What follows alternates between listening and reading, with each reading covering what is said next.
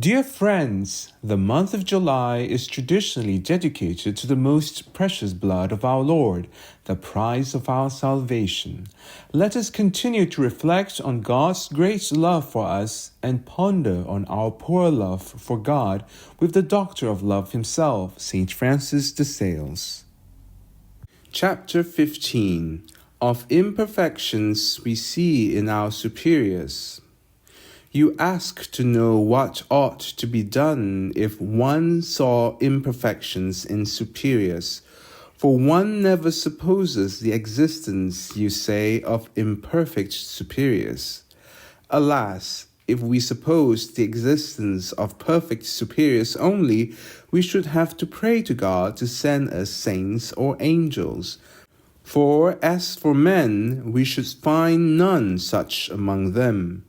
We do indeed seek such as shall not give a bad example, but we do not expect them to be without imperfections, provided they have those conditions of mind which are necessary, and the more so because there are many to be found more perfect, who for all that would not be capable of being superiors.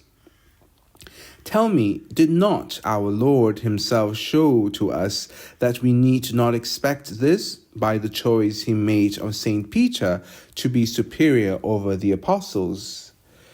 Everyone knows the fault which he committed in denying our most dear Lord.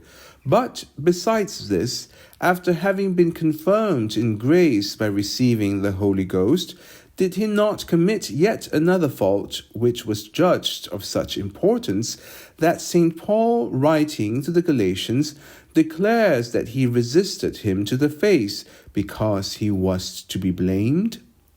Not only St. Peter, but St. Paul and St. Barnabas too, who had a dispute because St. Barnabas wished to take with them John Mark, who was his cousin, and St. Paul did not judge him fit for that purpose. And St. Barnabas not wishing to yield to St. Paul, they separated and went to preach, St. Paul in one country and St. Barnabas in another, with his cousin John Mark. Also, it is true that our Lord drew good out of their dispute, for instead of preaching in one place only, they thus threw the seed of the gospel in diverse places. Do not, then, let us suppose that so long as we are in this life, we can live without committing imperfections, for that cannot be, whether we are superiors or inferiors, since we are all men, and consequently all imperfect, and subject to every kind of imperfections. Our Lord has commanded us to say every day these words, "Forgive us our trespasses, as we forgive those who have trespassed against us." And there is no exception to this commandment, because we have all need to do so. It is therefore no sound reasoning to say such a person is a superior, therefore he is never angry or subject to other imperfections. You are surprised that, having had occasion to speak to the superior, she spoke to you less sweetly than usual, because perhaps at the moment she had her head full of anxiety and the business. Your self-love is all at once in alarm.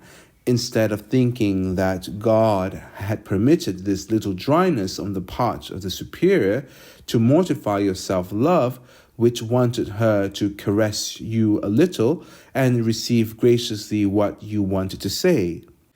But, in fine, it does annoy us to find mortification where we did not look for it.